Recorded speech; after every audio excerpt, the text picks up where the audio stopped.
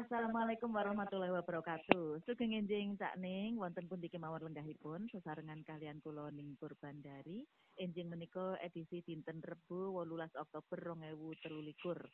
Sesarengan enjing menika dhateng program Cahaya Pagi nggih Cak Ning. Kita sampun kesambung kalian Pak Ustadz Hasan El Junai SHI saking Kemenak Kota Surabaya. Enjing menika damel topik mencegah radikalisme. Assalamualaikum Pak Ustadz. Waalaikumsalam warahmatullahi wabarakatuh. Alhamdulillah. Kados pundi kabaripun Pak Ustadz? Alhamdulillah saya dalam lindungan Allah Subhanahu wa taala. Untuk Amin, ya. Ning Purba bagaimana? Semoga tetap sehat. Pangestu Pak Ustadz, alhamdulillah ugi sae berkahipun Gusti Allah ingkang Maha Agung. Nggih, monggo Pak Ustadz, dinten menika topikipun mencegah radikalisme nggih Pak Ustadz. Nggih, insyaallah. Nggih, monggo kaaturan nyampaiaken mukadimahipun. Baik. Bismillahirrahmanirrahim. Assalamualaikum warahmatullahi wabarakatuh. Alhamdulillah. Alhamdulillahillazi anzala as-sakinata fi qulubil mu'minin. Asyhadu an la ilaha illallah wahdahu la syarika lah. Al-malikul haqqul mubin. Wa asyhadu anna sayyidina Muhammadan abduhu wa rasuluh. Shadiqul wa'dil amin. Allahumma salli ala sayyidina Muhammadin wa ala alihi wa sahbihi ajma'in. Amma ba'du. Rabbi israh li sadri wa yassir li amri wahlul 'uqdatam min lisani yafqahu qawli. Alhamdulillah, Cak dan Ning pendengar setia RRI Surabaya,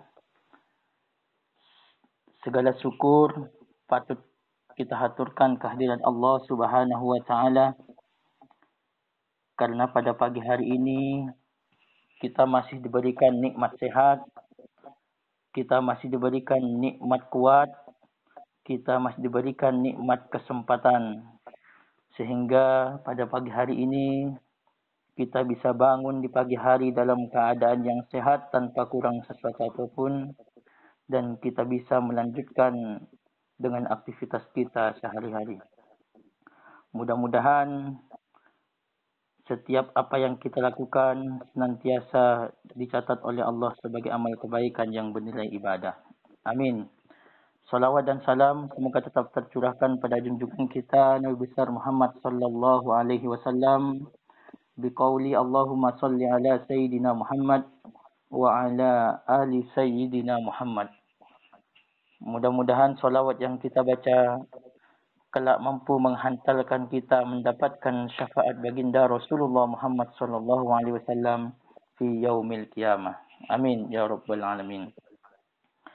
Cak dan Ning pendengar setia RRI Surabaya, pada kesempatan pagi hari ini kita akan berbicara tentang radikalisme. Sebelum lebih jauh kita mengupas tentang radikalisme, kita harus tahu apa itu radikal. Kalau kita melihat Kamus Besar Bahasa Indonesia, sesungguhnya istilah radikal itu berasal dari bahasa Latin yaitu radix, yang artinya akar atau asal mula. Istilah radikal itu memiliki arti ekstrim, menyeluruh, revolusioner, fundamental.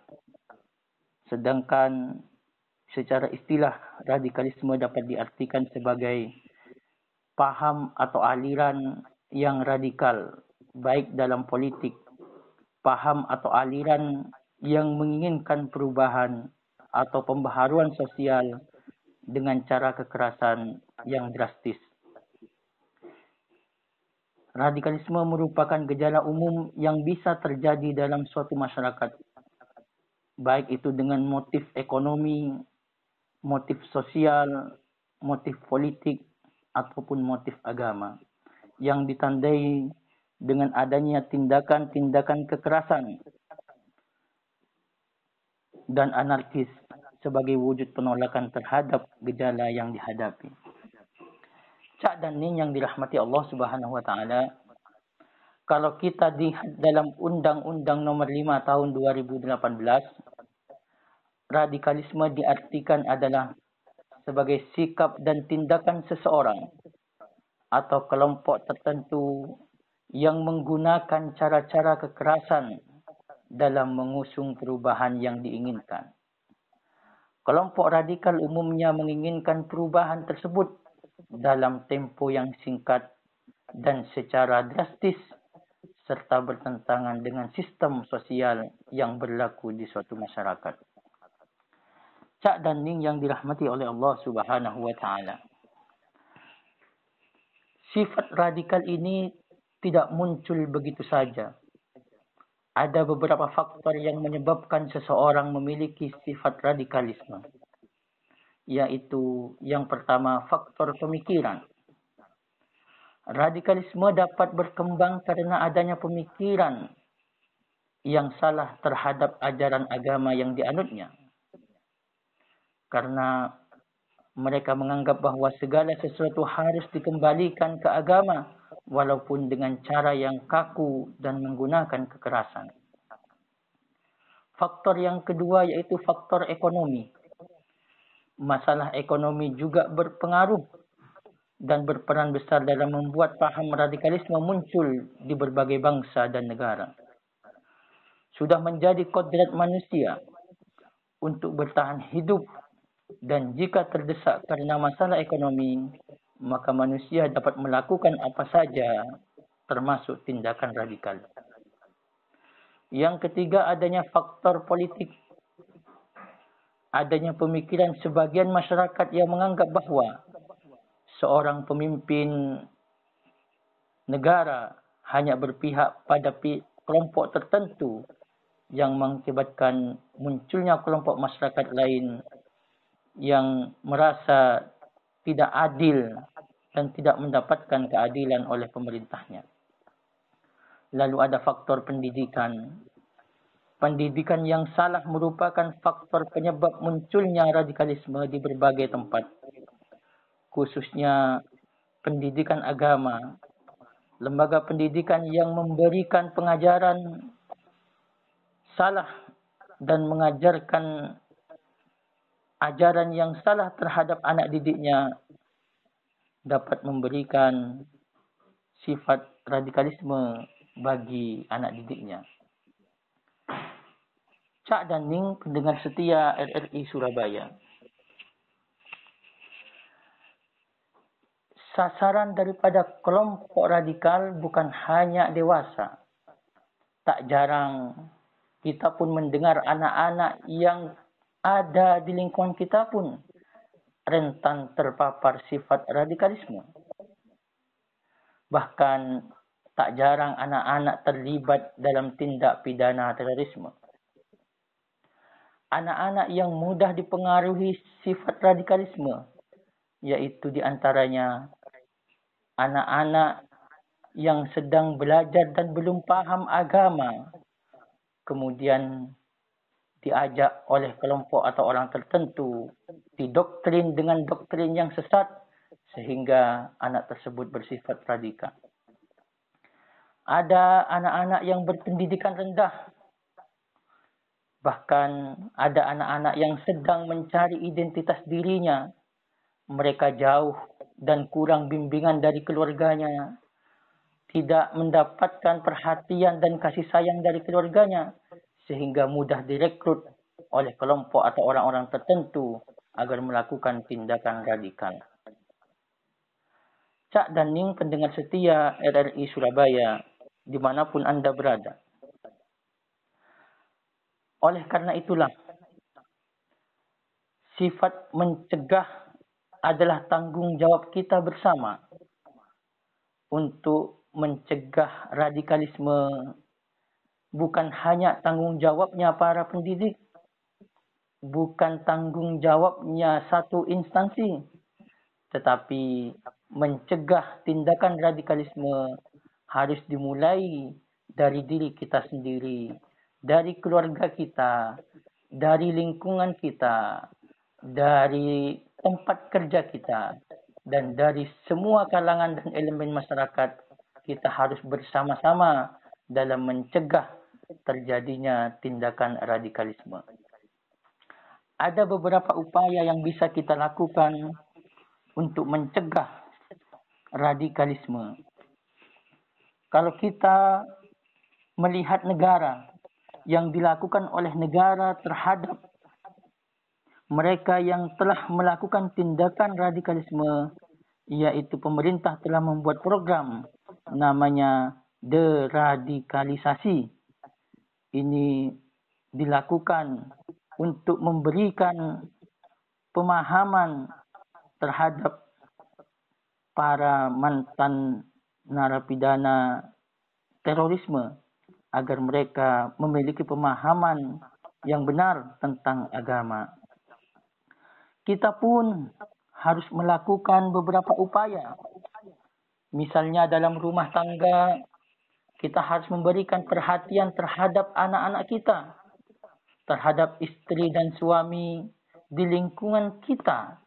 Kita harus memberikan pengawasan sehingga dalam keluarga kita tidak terpapar oleh gerakan radikalisme. Di lingkungan sekolah, guru juga harus mentransformasikan dirinya menjadi pendidik yang benar-benar, mendidik dengan benar, harus menyampaikan misi wawasan kebangsaan, sehingga para anak didiknya tidak mudah terpapar oleh gerakan-gerakan radikal. Cak dan Ning yang dirahmati oleh Allah Subhanahu wa Ta'ala. Mungkin itu sebagai mukaddimah yang dapat kita sampaikan. Selanjutnya bisa kita berdialog. Mudah-mudahan tindakan radikal tidak muncul di lingkungan kita, lebih-lebih dalam keluarga kita. Kita semua berupaya sehingga lingkungan kita benar-benar terbebas dari sifat dan tindakan radikalisme yang akan merusak dan menghancurkan kehidupan bangsa. Mungkin begitu Ning Purba, mukadimah sementara yang dapat saya sampaikan. Nanti kita bisa lanjut dalam sesi dialog. Terima kasih. Assalamualaikum warahmatullahi wabarakatuh. Waalaikumsalam warahmatullahi wabarakatuh. Nggih, Cak Ning, panjenengan sedaya tasih sesarengan kalian Pro 4 RRI Surabaya, Suara Budaya Surabaya. Halo Pak Ustadz. Nggih, Ning Purba. Nggih, Pak Ustadz Hasan. Menika kita lajengaken malih nggih. Topiknya tentang mencegah radikalisme. Nggih, menika wonten pertanyaan Pak Ustadz saking Iqbal wonten ing Perak. Nggih. Selamat pagi Pak Ustadz, apakah pengertian dari radikalisme? Monggo Pak Ustadz. Nggih. Baik. Kalau kita lihat Kamus Besar Bahasa Indonesia, radikalisme itu adalah paham atau aliran yang radikal dalam politik, paham atau aliran yang menginginkan perubahan atau pembaharuan sosial dan politik dengan cara kekerasan, dengan cara yang ekstrim dalam aliran politik. Nah, jadi radikal ini adalah tindakan yang dilakukan oleh seseorang atau kelompok orang yang menginginkan perubahan secara drastis dalam lingkungan sosialnya.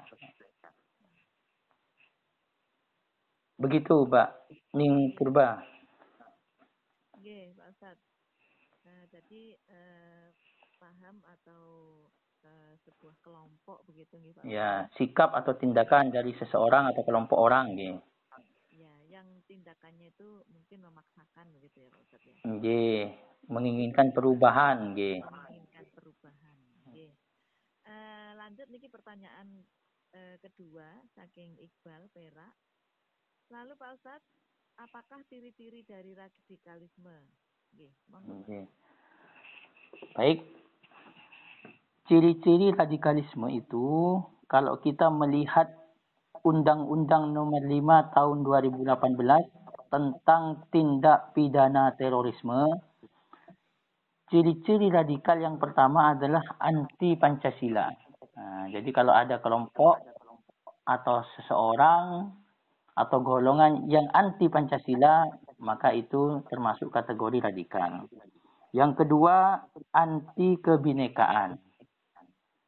Yang ketiga, anti NKRI. Nah, kalau kita sering dengar kan NKRI harga mati. Nah, kalau ini anti NKRI dan mengusungkan paham-paham yang lain, itu termasuk anti radikal. Yang keempat, anti Undang-Undang Dasar 1945.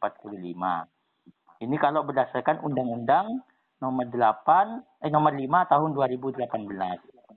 Tetapi bisa kita lihat, selain ini ada ciri-ciri radikalisme yang tampak daripada sifat dan perilaku orang tersebut. Misalnya, orang atau kelompok itu mengklaim kebenaran tunggal dan menyesatkan kelompok lain yang tidak sependapat dengannya. Jadi kalau ada orang atau golongan yang suka mengkafir-kafirkan atau suka menyesat-nyesatkan kelompok lain, ini juga salah satu ciri-ciri daripada radikalisme. Yang kedua, mempersulit tata cara agama yang dianutnya. Bahwa sejatinya ajaran agama tersebut bersifat benar untuk dirinya sendiri.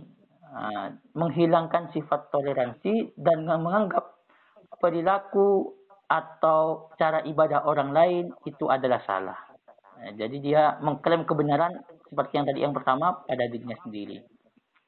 Lalu yang ketiga ada bersikap berlebihan dalam menjalankan ritual agama yang tidak pada tempatnya. Ini Rasulullah juga melarang ini sebagaimana disabdakan dalam sabdanya iyyakum wal ghulu fid din. Jadi hindarilah oleh kalian tindakan melampaui batas atau berlebih-lebihan dalam beragama. Karena sesungguhnya gulu atau sifat berlebih-lebihan dalam beragama itu telah menghancurkan orang-orang sebelum kalian. Gitu. Lalu ada ciri lain yaitu dia mutlak dalam berinteraksi, keras dalam berbicara, terutama terkait apa yang diyakininya. Artinya ketika diajak berdialog, mudah tersinggung, atau diajak berinteraksi, lebih suka menyendiri. Ini juga sudah mulai terlihat ciri-ciri daripada radikalisme yang ada dalam kelompok tersebut. Itu mudah mengkafirkan atau memberi label sesat terhadap kelompok lain. Itu. Radikalisme kadang tidak mudah bergaul orangnya, eksklusif. Beliau menutup diri dari orang lain, begitu. Dan mereka yang sudah terpapar biasanya tidak terang-terangan. Makanya ciri-cirinya ini tidak tampak secara kasat mata, tapi bisa kita lihat dari sikap dan perbuatan yang dimunculkan oleh orang atau kelompok tertentu. Begitu Mbak Noing Purba. Ya. Ini Pak Ustadz. Ya, ini satu lagi pertanyaan dari siapa yang Mbak Ullah ya Pak Ustadz. Tidak disebutkan namanya. Pak Ustadz, apa sih faktor penyebab munculnya radikalisme? Jadi radikalisme itu banyak faktor yang mempengaruhi, tetapi yang utama itu sebenarnya adalah dari keluarga itu sendiri. Jadi kalau kita dari keluarga itu sendiri, lingkungan terdekat, karena banyak hubungan dalam satu keluarga itu tidak harmonis, anak-anaknya tidak diperhatikan, sehingga anak-anak yang kurang kasih sayang itu dia mencari jati dirinya di luar keluarganya. Ketika dia keluar, kemudian ketemu dengan kelompok yang sudah radikal, sehingga mudah didoktrin, mudah dihasut, sehingga mereka itu mudah terpengaruh dan siap untuk melakukan tindakan radikal itu. Karena didoktrin dari keluarganya. Tetapi kalau secara umum, banyak faktor yang mempengaruhi. Ada faktor politik, faktor ekonomi, faktor sosial budaya, faktor kemiskinan, itu juga mempengaruhi seseorang untuk melakukan tindakan radikal itu sendiri. Jadi adanya pengaruh-pengaruh yang disebabkan oleh mungkin masalah keluarga atau kurang kasih sayang begitu ya Pak Ustadz ya. Itu yang utama sebenarnya. Kalau kita mampu menjaga keluarga kita mampu menjaga anak-anak kita awasi kemana anak kita pergi, insya Allah anak kita itu akan tidak mudah terpengaruh oleh lingkungan yang ada di luar daripada dirinya. Kan itu. Terus sekarang juga ada media sosial. Media sosial juga kan mempengaruhi salah satu yang bisa menyebabkan orang itu bertindak radikal. Karena sekarang banyak di media sosial itu ajaran-ajaran yang justru malah menyesatkan atau mendoktrin seseorang untuk melakukan tindakan radikalisme itu sendiri. Makanya kalau kita tidak mampu mengawasi keluarga kita, anak kita ada masalah, curhat di media sosial, kemudian ada orang yang sudah terpapar radikal mempengaruhi, akhirnya anak kita kan katut juga ke golongan mereka yang sudah radikal itu. Ya. Makanya penggunaan medsos harus benar-benar kita diawasi. Itu dengan bijak begitu ya Pak Ustadz. Benar. Harus orang tua harus memberikan pengawasan yang ekstra terhadap anak-anak itu. Ya Pak Ustadz, 3 pertanyaan sudah terjawab ya Pak Ustadz. Mudah-mudahan dari Mas Iqbal dari Perak tidak terjawab. Kita rehat dulu Pak Ustadz. Sebuah lagu kita dengarkan. Siap. Dari N. Arifin. Yang perempat RRI Surabaya, Suara Budaya Surabaya, FM 96,8 MHz. Cahaya pagi dinten niki sesarengan kalian Pak Ustadz Hasan El Junai SHI saking Kemenak Kota Surabaya. Damel topik mencegah radikalisme. Halo Pak Ustadz. Ning Purba. Ya. Nggih Pak Ustadz, wekdalipun taksih panjang nggih, taksih sekitar seperempat jam nggih Pak Ustadz. Kita taksih wonten 2 pertanyaan saking Mbak Reni Bratang. Nggih. Assalamualaikum Pak Ustadz. Waalaikumsalam warahmatullahi wabarakatuh. Pak Ustadz, siapakah lalu yang menjadi sasaran paham radikalisme? Monggo Pak Ustadz. Baik, yang menjadi sasaran paham radikal adalah mereka yang pemahaman agamanya lemah. Itu bisa saja menimpa kepada anak-anak, dewasa maupun remaja. Mereka yang kurang pemahaman agamanya akan mudah direkrut dan didoktrin oleh orang-orang yang memiliki paham radikal untuk bergabung ke kelompoknya, melakukan tindakan kekerasan, dan ingin mengubah sistem kehidupan dan tatanan bermasyarakat yang sudah normal. Begitu sasarannya itu bisa saja lembaga pendidikan bisa, rumah tangga di kampung kita bisa, para karyawan bisa saja. Makanya sebelum kita menjadi sasaran mereka, kita harus membekali anak-anak kita itu dengan pendidikan yang benar, ilmu agama yang sempurna. Karena rata-rata mereka yang melakukan tindakan radikal memiliki pemahaman agama yang keliru. Mereka tidak mempelajari agama secara komprehensif, memahami ayat secara sepotong-sepotong, sehingga pemahaman yang salah itulah kemudian yang membuat dirinya bersikap dan melakukan tindakan radikalisme. Begitu, Ningpur. Jadi sasarannya itu lebih kepada kalayak yang mungkin pengetahuan agamanya juga masih lemah. Sehingga mudah dipengaruhi oleh kelompok-kelompok tertentu. Apalagi kepada generasi-generasi muda yang sekarang ini mungkin seumuran anak-anak kuliahan begitu ya Pak Ustadz ya, yang mencari jati diri, kemudian ditopang dengan mungkin ada permasalahan keluarga yang membuat mereka terombang-ambing begitu ya Pak Ustadz ya. Sehingga mereka mencari solusi di luar keluarganya dan ternyata mendapatkan guru yang salah. Nah, guru yang salah itu yang kemudian dapat mempengaruhi sikap dan perilakunya. ketika mereka nyaman berada di situ, wah saatnya ini kelompok ini untuk merekrutnya. Oke, Pak Ustadz. Masih ada satu lagi pertanyaan Pak Ustadz. Oke. Lalu Pak Ustadz, bagaimana cara mencegah radikalisme? Nah, monggo Pak Ustadz. Oke. Dari Mas Taufik. Ya. Oke, ini adalah topik yang akan kita bahas, yang sudah kita bahas kan temanya mencegah radikalisme. Inilah yang harus kita lakukan supaya kita dalam rangka mencegah radikalisme dan tindakan radikal yang ada di lingkungan kita. Jadi, mencegah radikalisme itu yang pertama dilakukan oleh negara dan juga dilakukan oleh kita sebagai warga negara. Yang dilakukan oleh negara yaitu dengan melakukan program deradikalisasi.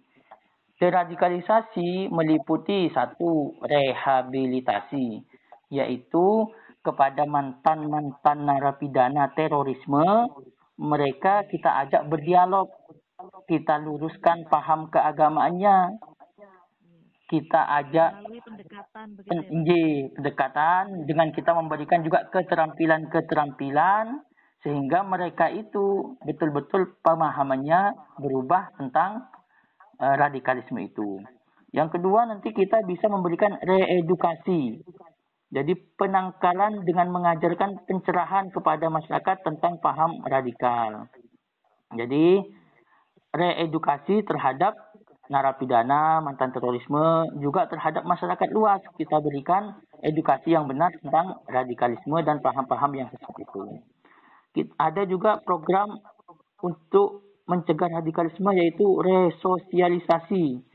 Ini program yang dilakukan dengan cara membimbing mantan narapidana terorisme agar bisa berbaur dan menyatu dengan masyarakat. Gitu. Terus ke ajaran yang benar, bisa bersosialisasi dan diterima di masyarakat itu sehingga tidak dikucilkan. Kalau mereka nanti mantan napi itu dikucilkan, dia akan kembali lagi dengan kelompoknya yang radikal begitu.